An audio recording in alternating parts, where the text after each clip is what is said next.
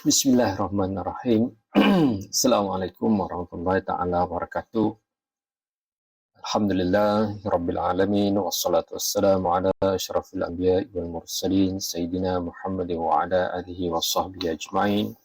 Rabbi shrah li sadri wa yassir li amri wa hlul 'uqdatam min lisani yafqahu qawli. Rabbi zidni ilman. Allahumma salli ala sayyidina Muhammad wa ala alihi wa sahbihi wa barik wa sallim. Allahumma salli ala sayyidina Muhammad wa ala alihi wa sahbihi wa barik wa sallim. Allahumma salli ala sayyidina Muhammad wa ala alihi wa sahbihi wa barik wa sallim. Alhamdulillah, pagi ini 6 Ramadan. 6 Ramadan samaan dengan 7 hari bulan Mac 2025. Alhamdulillah dah masuk hari yang ke-6. InsyaAllah kita bersama-sama berpuasa pada bulan Ramadan, dan Alhamdulillah so far kita dapat sama-sama kan untuk solat tarawih dan juga solat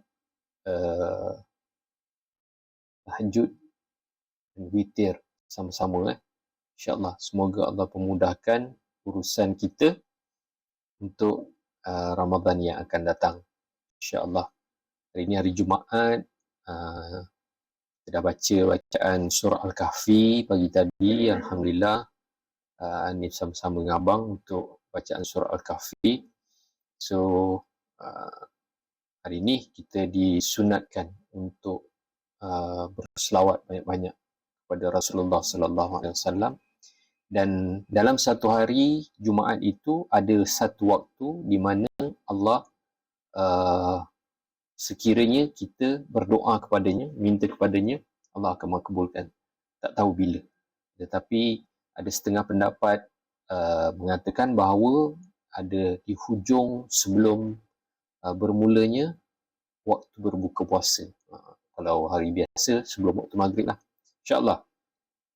Pagi ni kita akan sama-sama lagi dalam buku yang sama, iaitu Ramadan Al-Mubarak, Fadilat dan Hukum Puasa, karangan Dr. Zulkifli Al-Bakri. Pagi ni kita akan masuk kepada di dalam buku ni, Dr. Zulkifli Al-Bakri dia ada mencatatkan tentang catatan kemenangan dalam Ramadan. Maksudnya daripada zaman Rasulullah, daripada bermulanya Ramadan itu difardukan ke atas umat Islam, sehinggalah kepada zaman yang mutaakhirin, sehingga dari sini dicatatkan sehingga zaman tahun 1960-an. Okay, di mana dalam bulan Ramadan itu sendiri terdapat banyak kemenangan yang telah dimiliki oleh orang Islam. Okay? Kita tak tahu. Kita hanya dapat tahu bahawa Ramadan tu berlaku dalam perang, contohnya dalam perang Badar, okay? Kemudian kemenangan kepada tentera Islam. Tetapi kita tak tahu yang lain-lain. Okay, insyaAllah pada pagi ni kita akan cuba dalam masa 10 minit insyaAllah, iaitu catatan kemenangan dalam Ramadan. Okey. Bulan Ramadan merupakan penghulu segala bulan. Dalam bulan Ramadan diturunkan Al-Quran.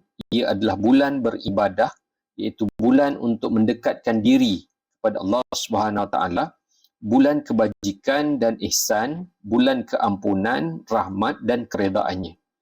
Bulan Ramadan mengandungi Lailatul Qadar yang martabatnya lebih baik daripada 1000 bulan yang lain. Orang mukmin dalam bulan Ramadan dapat memperbaiki urusan agamanya dan dunianya, kerana dalam bulan Ramadan terdapat masa di mana doa dimakbulkan. Antaranya ialah malam Lailatul Qadar. Kita kena kejar, insya-Allah. Kita azam untuk kita dapatkan Lailatul Qadar pada tahun ini. Alhamdulillah, tahun lepas kita tak tahu kita dapat ataupun tidak, tetapi rasanya sepanjang Ramadan kita tak pernah miss untuk bangun, untuk salat tahajud, untuk menghidupkan qiyamul lail pada tahun lepas, iaitu tahun kita nak pergi haji selepas daripada tu kan. So far tahun ni kita azam lagi. Di dalam hadis Nabi SAW juga dinyatakan tentang kelebihan bulan Ramadan dan berpuasa. Madrasah Ramadan merupakan madrasah jihad dan kemenangan yang dicatatkan di dalam sejarah Islam. Antara peristiwa besar yang mewarnai sejarah kegemilangan umat Islam ini ialah yang pertama, permulaan nuzul Quran, iaitu pada 25 ataupun 17 Ramadan. Okey, yang pertama nuzul Quran. Ia merupakan titik permulaan peradaban manusia. Ini kerana ia menyingkap kegelapan jahiliah. Seterusnya dipancar sinar keilmuan Islam melalui kitab ilahi dengan tertegaknya tamadun Islam dan insan. Okey, maka beruntunglah mereka yang berpegang dengan kitab suci Al-Quran dan menjadikannya sebagai petunjuk pedoman hidup. So, nuzul Quran lah. Nuzul Quran itu adalah satu kemenangan. Yang kedua, ini yang diberitahu tadi. Kemenangan dalam peperangan Badar pada tahun kedua Hijrah, di mana tentera Islam seramai 313 orang menewaskan 900 orang. Okay, tentera kafir yang dipimpin oleh Abu Jahal. Kemenangan ini merupakan suntikan semangat kepada umat Islam untuk bersama menegakkan agamanya dan mempertahankan Rasulullah sallallahu alaihi wasallam. Itu yang kedua. Yang ketiga, persediaan Rasulullah dari sudut ketenteraan dalam menghadapi tentangan golongan Quraisy kerana membalas dendam ke atas kekalahan peperangan Badar pada tahun ketiga Hijrah. Okay, sebelum berlakunya peperangan Uhud. Okay. Pada tahun yang ke-5 Hijrah, para sahabat, dan yang keempat, itu yang kedua, 1, 2, 3. Yang keempat, pada tahun ke-5 Hijrah, para sahabat bersedia menghadapi peperangan Khandaq. Maksudnya, banyak peperangan yang berlaku dalam Islam ni dalam bulan puasa. Ya, dalam bulan puasa. So, kenapa kita sebagai orang Islam pada zaman sekarang ni, kita rasa macam bulan puasa tu terlampau terbeban, sedangkan zaman Rasulullah mereka pergi berperang. Yang kelima, pada tahun ke-6 Hijrah berlaku peperangan kecil membabitkan 130 mujahid Islam memerangi Bani Abdullah bin Sa'labah yang menzahirkan pemusuhan. Perang lagi. Okay, dalam bulan Ramadan. Kemudian yang ke 1, 2, 3, 4, 5, 6. Yang ke-6, peristiwa meruntuhkan segala bentuk berhala di Kaabah dan di kota Mekah pada bulan Ramadan tahun yang ke-7 Hijrah. Okay. Yang ke-6. Yang ke-7, lebih banyak ni. Ada lebih kurang dalam peristiwa ni, ada lebih kurang 30 peristiwa. Kita ambil sebahagian saja. Nanti kita sambung lagi. Okey. Seterusnya yang ke-7, pembukaan kota Mekah pada tahun ke-8 Hijrah juga berlaku pada bulan Ramadan. Ini hasil daripada pencabulan perjanjian yang dimeterai antara Rasulullah dengan puak Quraisy dalam perjanjian Hudaibiyah pada tahun 6 Hijrah. Dengan kemenangan tersebut, umat Islam dapat menjadikan Mekah sebagai kota Islam di mana terdapatnya Kaabah yang menjadi kiblat umat Islam seluruhnya. Yang ke-8, kedatangan rombongan Thaqif dari Taif menemui Rasulullah sallallahu alaihi wasallam dalam bulan Ramadan pada tahun ke-9 Hijrah untuk memeluk Islam. Okay. Kemudian seterusnya yang ke-10, utusan Rasulullah dengan mengiringi Ali bin Abi Talib ke Yaman pada bulan Ramadan yang membawa kepada Islamnya penduduk Yaman, iaitu pada tahun ke-10 Hijrah.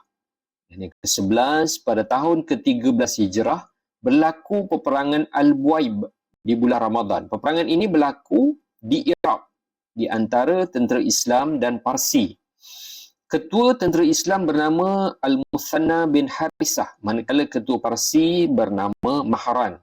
Peperangan ini berakhir dengan kemenangan yang besar diperolehi oleh tentera Islam dan mereka berjaya membunuh hampir 100,000 tentera musuh. Dan seterusnya, yang ke-12, peperangan Qadisiyah yang menyaksikan kemenangan bergaya tentera Islam menumbangkan Parsi pada tahun 15 Hijrah. Dan yang terakhir, yang ke berapa Tadi 1, 2, 3, 4, 5, 6, 7. 8, 9, 10, 11, 12. Yang ke-12. Kita ambil 12 je dulu hari ini. Yang ke-12 iaitu pada tahun 31 Hijrah, pembukaan Al-Nubah dan perjanjian Al-Qib. Al-Nubah ialah kawasan di selatan Mesir yang mana kebanyakan penduduknya beragama Kristian. Pembukaan dilakukan oleh seorang sahabat yang bernama Abdullah bin Sa'ad bin Abi Sars. Itu zaman sahabat, zaman Rasulullah, kemenangan-kemenangan yang telah dicatatkan dalam bulan Ramadan. Alhamdulillah. Esok hari Sabtu, Ahad, Isnin kita sambung lagi. InsyaAllah. Okay, satu hari kita kat rumah kan. Okay, Isnin kita sambung lagi.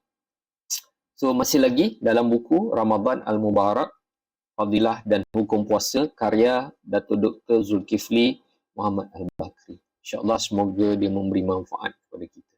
InsyaAllah. Okay, kita sudahi dengan tasbih kafarah dan surah Al-An. Subhanakallahumma wa bihamdika asyhadu an la ilaha illa anta astaghfiruka wa atubu ilaik. Bismillahirrahmanirrahim. Wal 'asr innal insana lafi khusr illa alladhina amanu wa 'amilus solihat wa tawasaw bil haqq wa tawasaw bis sabr. Assalamualaikum warahmatullahi taala.